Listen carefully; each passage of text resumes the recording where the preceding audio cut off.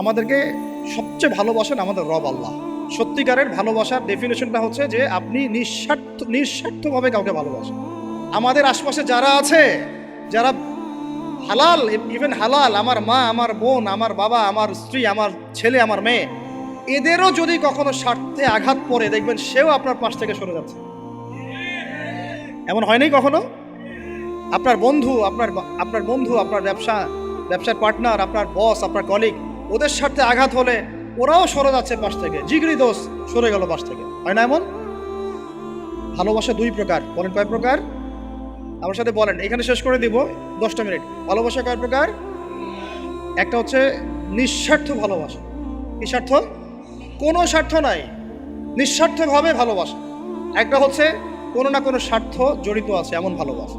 আপনার স্ত্রীর চাহিদাও যদি আপনি পূরণ করতে ব্যর্থ হন, দেখবেন স্ত্রীর সাথে আপনার গন্ডগোল লেগে যাচ্ছে, যদিও সে হালাল বৈধ। তাই না? এমন হয় না অনেক সময়? আমি তো অনেকদিন বলেছি, অনেকদিন আগেও বলেছি, 5 বছর 6 বছর আগে, যে মানুষ আসলেই মানুষের অবস্থানকে মূল্যায়ন করে। ভিতর থেকে মানুষকে শুধু মূল্যায়ন করে আল্লাহ রাব্বুল আলামিন। না হলে কি হতো? এই যে এত অন্যায় আমরা করেছি, আল্লাহ পাক কি আমাদেরকে ছেড়ে দিয়েছেন, ফেলে দিয়েছেন, গজবে ধ্বংস করে দিয়েছেন? এই যে আল্লাহ পাক যে আমাদেরকে মহব্বত করেন, ভালোবাসেন, তার প্রমাণ এগুলো। আল্লাহ পাক চান যে আমরা যেন ফিরে আসি। আল্লাহ পাক বলছেন, সারা দুনিয়ার সমান গুনাহও যদি সে করে ফেলে, আসমানের সমানও গুনাহ করে ফেলে, খালি তওবা করে ফিরে আল্লাহকে বলবে, আস্তাগফিরুল্লাহাল্লাযী লা ইলাহা ইল্লা হুয়াল হাইয়ুল কাইয়্যুম ওয়া আতুবু ইলাইহি। আল্লাহ পাক বলছেন, খালেস তওবা করলে গুনাহ তো মাফ করে দিবই, আগের গুনাহগুলোকে নেকি দিয়ে পরিবর্তন করে দিব। না ভালোবাসা না? আল্লাহ পাক সৃষ্টি করেছেন আমাদেরকে ভালোবেসে। কোরআন খোলেন, সূরা সদ পড়েন। সূরা সদের মধ্যে দেখবেন আল্লাহ বলছেন, খালাকতু বিয়াদি মা মানাআকা আল্লা তাসজুদা খালাকতু বিয়াদাই, মানে তুমি ইবলিস কেন তাকে সিজদা করলা না যাকে আমি নিজ হাতে সৃষ্টি করেছি? এটা মহব্বতের বহিঃপ্রকাশ না? আল্লাহ আমাদেরকে নিজ হাতে সৃষ্টি করেছেন। আল্লাহ পাকের হাত কেমন এটা আমরা ব্যাখ্যা করতে যাব না। এর হাতের অর্থ কি সেটাও ব্যাখ্যা করার, তাহবিল করার দরকার নাই। কোরআনে আসছে যেভাবে সেভাবে আমরা ঈমান রাখবো, ঠিক আছে ভাই? এখানে আবার অনেকে অনেক তালগোল পাকায় ফেলে এবং বিভ্রান্ত হয়ে যায়, এদিকে যাওয়ার দরকার নেই। এখানে বোঝানো হচ্ছে আল্লাহ রাব্বুল আলামিন আমাদেরকে মহব্বত করে সৃষ্টি করেছে। এই পুরো সৃষ্টি জগৎটাই তো আল্লাহর মহব্বতের বহিঃপ্রকাশ। সবকিছু এত নিপুণভাবে চলতেছে, এটা মহব্বতের বহিঃপ্রকাশ না? আমি আপনাদেরকে নিয়ে যদি কোনোদিন কক্সবাজারের সৈকতে তারা দেখাতে পারতাম, তাহলে আমি বুঝাইতে পারতাম আপনাদেরকে যে এই মহাবিশ্বটা ঠিকই আছে। কিন্তু তারার মধ্যে একটা গাণিতিক ক্যালকুলেশন আছে যেটা সবাই জানে না। যারা একটু অ্যাস্ট্রোনমি নিয়ে পড়াশোনা করেছে তারা জানে। আপনার মানে মাথার বিবেকই উল্টায় যাবে যে এত সূক্ষ্মভাবে কিভাবে আল্লাহ রাব্বুল আলামিন এই মহাবিশ্ব সৃষ্টি করলেন। এক চুল এদিক ওদিক হলে পুরো বিশ্ব কায়নাত ধ্বংস হয়ে যায়। এটা কি আল্লাহ পাকের মহব্বতের পরিপ্রকাশ না? আল্লাহ পাক তো বরং বলেছেন পুরো সৃষ্টি পরিবারটাই আল্লাহর আল্লাহর পরিবারের অন্তর্ভুক্ত। সুবহানাল্লাহ। এমনকি আল্লাহ পাক আমাদেরকে বলেছেন, তোমরা জমিনবাসীর সবার উপর রহম করো। ইরহামু মান ফিল আরদ ইয়ারহামুকুম মান ফিস সামা। তোমরা সবার উপর রহম করো, দয়া করো। দয়া, রহম, এটা তো মহব্বতের একটা অংশ। তোমরা সবার উপর দয়া করো, রহম করো, মহব্বত করো। এটা কি হবে? তাহলে আল্লাহ পাক আসমানে যিনি আছেন, আল্লাহ পাক তোমাদের উপর রহম করবে। আমরা সেই মহান সত্তার ভালোবাসার থেকে বের হয়ে হারাম এই যৌন ভালোবাসার দিকে যাওয়ার চেষ্টা করছি। আসলে এটা ভালোবাসা না, যৌনতা, এর দিকে যাওয়ার জন্য এইসব করছি। আল্লাহ পাক আমাদেরকে মাফ করে যেন হেদায়েত দান করেন। আল্লাহ পাক কত ভালোবাসেন এটা নিয়ে বলতে গেলে আজকে রাত শেষ হবে। দেখেন, আল্লাহ রাব্বুল আলামিন আদম আলাইহিস সালামকে সৃষ্টি করেছেন, করে সমস্ত নাম শিক্ষা দিয়েছেন। নাম মানে হলো ইলম। নাম মানে কি? ভালো না বাসলে আল্লাহ পাক কাউকে সবচেয়ে সেরা কিছু দান করেন। সূরা ৩ আল্লাহ পাক কি বলেছেন? ওয়া তিনি ওয়াজ জাইতুন, এগুলো শপথ করে, লাকাদ খালাকনাল ইনসানা ফি আহসানি তাকওয়িম। মানুষকে সবচেয়ে শ্রেষ্ঠ কাঠামো আল্লাহ পাক দিয়েছেন, দেন নাই? কাউকে যদি মহব্বত না করা হয়, তাকে আপনি সবচেয়ে সেরাটা কি দিতে পারবেন? আল্লাহ পাক আমাদেরকে মহব্বত করেন, ভালোবাসেন, এবং আল্লাহ চান আমরাও যেন তাকে মহব্বত করি, তাকে ভালোবাসি। এবং আমরা যদি কাউকে ভালোবাসি, আল্লাহর জন্য ভালোবাসবো। কাউকে ঘৃণা করি, আল্লাহর জন্য ঘৃণা করি। মহব্বতও আল্লাহর জন্য, ঘৃণাও কার জন্য? আল্লাহর জন্য। আল্লাহ পাক সমস্ত ইলম শিক্ষা দিলেন। এটা কি ভালোবাসার বহিঃপ্রকাশ না? নূহ আলাইহিস সালামের কওম দীর্ঘদিন আল্লাহর কথা শুনে না, আল্লাহ পাক সবর করলেন, ধৈর্য ধরলেন, গজব দিলেন না, শেষ পর্যায়ে গিয়ে আযাব দিয়েছেন। এই যে আল্লাহ পাক সুযোগ দেন, সময় দেন, এটা কি আল্লাহ পাকের ভালোবাসা, দয়া না? এরকম প্রত্যেকটা কওমের ক্ষেত্রে হয়েছে।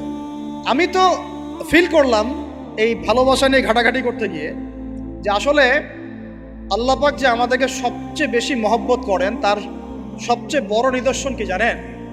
আমাদের কাছে আল্লাহ রাব্বুল আলামিন আল কোরআনের মতো কিতাব নাজিল করেছেন, আর আমাদেরকে আল্লাহ পাক নবী মুহাম্মদ সাল্লাল্লাহু আলাইহি ওয়াসাল্লামের উম্মত বানাইছে। আল্লাহ পাক যে নবী মুহাম্মদ সাল্লাল্লাহু আলাইহি ওয়াসাল্লামকে এই দুনিয়াতে পাঠিয়েছেন না, এটাই সবচেয়ে বড় মহব্বত, সবচেয়ে বড় রহমত। কারণ তার সুন্নতে এমন কিছু নাই যেটা আপনি খুঁজে পাবেন না। আর তিনি আমাদেরকে যে মহব্বত করতেন, মুহাম্মদ সাল্লাল্লাহু আলাইহি ওয়াসাল্লাম আমাদেরকে যে মহব্বত করতেন, তিনি আমাদেরকে বলতেন যে আমরা তার ভাই। আমরা তার কি ভাই? মানে কি মায়ের পেটের ভাই? এটা বোঝানো হয় না। একটা হাদিসে তিনি বলেছেন আমি তো পিতৃতুল্য। তার মানে কি সত্যি সত্যি বাবা সন্তানের সম্পর্ক? রুহানি পিতা। তিনি কি ইমাম নন? তিনি ইমাম, তিনি নেতা, তিনি আমাদের শিক্ষক, তিনি নবী। তো তিনি আমাদেরকে যে মহব্বত করতেন, তিনি একদিন বলছিলেন নবী সাহাবীদের সামনে, কাশ আমি যদি আমার ভাইদেরকে দেখতে পেতাম। সাহাবীরা বলছেন, ইয়া রাসূলুল্লাহ, আমরা কি আপনার ভাই না? তখন নবীজি বলছেন, না, তোমরা আমার সাহাবী। আমার ভাই তারা যারা আমাকে না দেখেই আমার প্রতি ঈমান নিয়ে আসবে। প্রত্যেক নবীকে আল্লাহ পাক একটা দোয়া করার চান্স দিয়েছে। কয়টা ভাই? এমন একটা দোয়া যেটা করলে আল্লাহ পাক কবুল করবেনই করবেন। করলে আল্লাহ পাক কি করবেন? অবশ্যই কবুল করবেন। নবী সাল্লাল্লাহু আলাইহি ওয়াসাল্লাম বলছেন যে সমস্ত নবী এই দোয়াটা পৃথিবীতে করে ফেলেছে। আমি এই দোয়াটাকে মুলতবি রেখেছি যে কাল কিয়ামতের মাঠে আমি আমার উম্মতের জন্য সুপারিশ করব ইনশাআল্লাহ। এবং নবী সাল্লাল্লাহু আলাইহি ওয়াসাল্লামের সুপারিশে বহু কবিরা গুনাহগার মুসলমান যারা জাহান্নামের ফয়সালা হয়ে গেছে, তাদেরকে আল্লাহ পাক কিছুটা শাস্তি ভোগ করালে হলেও আবার জান্নাতে নিয়ে আসবে। তিনি আমাদেরকে মহব্বত করেন না? করতেন না? চিন্তা করে তাহলে আমরা তার দিনকে কি মহব্বত করলাম, আমরা তার হুকুম হাকামের বিধিবিধান সুন্নতের কি মহব্বত করলাম, চিন্তা করেন। একটা হাদিসে নবীজি স্পষ্ট করে বলছেন এটা আমাদের জন্য একটা কষ্টি পাথর। এটা একটা কি কষ্টি পাথর। তিনি বলছেন লা ইউমিনু আহাদুকুম, তোমাদের মধ্যে কেউ মুমিন হইতে পারবে না। কি হইতে পারবে না? মানে প্রকৃত মুমিন হইতেই পারবে না তোমরা। এ আমার উম্মত, তোমাদের মধ্যে কেউ প্রকৃত মুমিন হইতেই পারবে না যতক্ষণ না হাত্তা আকুনা আহাব্বা ইলাইহি মিন ওয়ালিদিহি ওয়ালাদিহি ওয়ান নাসি আজমাইন, যতক্ষণ না আমি মুহাম্মদ সাল্লাল্লাহু আলাইহি ওয়াসাল্লাম তোমাদের কাছে নিজের কি সন্তান, নিজের বাবা মা এবং সমস্ত মানব জাতির থেকে বেশি প্রিয় না হচ্ছে। আর এটা আবার বলি, নবীজি বলছেন কেউ ততক্ষণ পর্যন্ত প্রকৃত মুমিন হতে পারবে না যতক্ষণ না আমি মুহাম্মদ সাল্লাল্লাহু আলাইহি ওয়াসাল্লাম তার কাছে তার সন্তান, তার পিতা, এমনকি সমস্ত মানব জাতি থেকে বেশি প্রিয় না হচ্ছে। আমরা যারা আগামীকালকে এইটার প্রিপারেশন নিয়েছি, আসলে কি আমাদের কাছে নবী প্রিয় বেশি না আমাদের দুনিয়ার স্বার্থ বেশি প্রিয়? যারা এগুলো করবে তাদের কাছে কি সত্যিই নবী প্রিয়? তাহলে তারা করতে পারতো না। যদি নবী আমাদের কাছে সবচেয়ে বেশি প্রিয় না হয়, আমরা মুমিন হতে পারছি না। আর যাদের কাছে নবী প্রিয় তারা কখনো এমন হারাম কাজে যেতে পারবে না। যারা যাচ্ছে তারা কখনোই নবীকে ভালোবাসে না, কোশ্চিনকালেও না। শোনেন, উমর রাদিয়াল্লাহু আনহুর নাম শুনেন নাই? বললে অনেক কথা ভাই, অনেক কথা, কোনটা রেখে কোনটা বলে। উমর রাদিয়াল্লাহু আনহু একদিন এসে বলছেন খলিফাতুল মুসলিমিন, মুসলিমদের তিনি খলিফা। জান্নাতের সুসংবাদপ্রাপ্ত 10 জন সাহাবীর একজন। জান্নাতের সার্টিফিকেট পেয়েছেন পৃথিবীতে কয়জন সাহাবী? একটা হাদিসে একসাথে 10 জন। ওই 10 জনের অন্যতম একজন, যিনি এমন শাসন ব্যবস্থা পৃথিবীতে প্রতিষ্ঠা করেছিলেন যার মতো মিসাল এখন পর্যন্ত পৃথিবীতে আর দেখা যায় নাই। একটা হাদিসে আসছে যে রাস্তা দিয়ে ওমর হাঁটে ওই রাস্তা দিয়ে শয়তান হাঁটে না। কি বুঝলেন? শয়তান যদি দেখে ওই যে ওমর, ও আর ওই যাবেন ওই রাস্তা দিয়ে। এই হচ্ছে ওমর ইবনে খাত্তাব।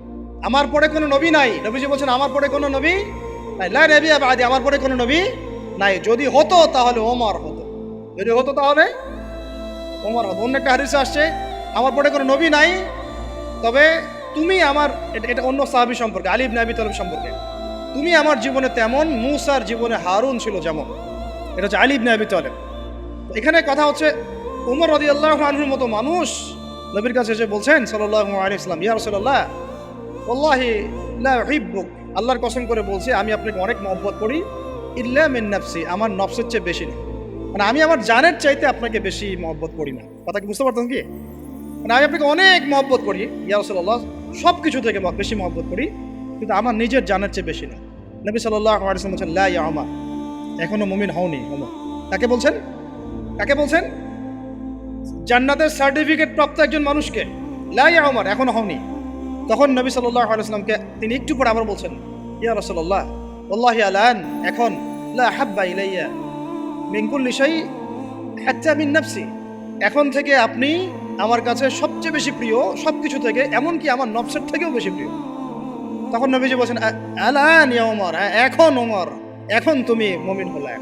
তাহলে যারা আমরা নবীর সুন্নতের খেলাফ এইসব অপসংস্কৃতি, নোংরামি, জেনা, ব্যভিচার, কনসার্ট, নাটক, সিনেমা, পরকিয়া, এইসব তথাকথিত ভালোবাসা দিবস, এই জেনা দিবসগুলো পালন করছি, আমরা কি আসলেই নবীকে ভালোবাসি?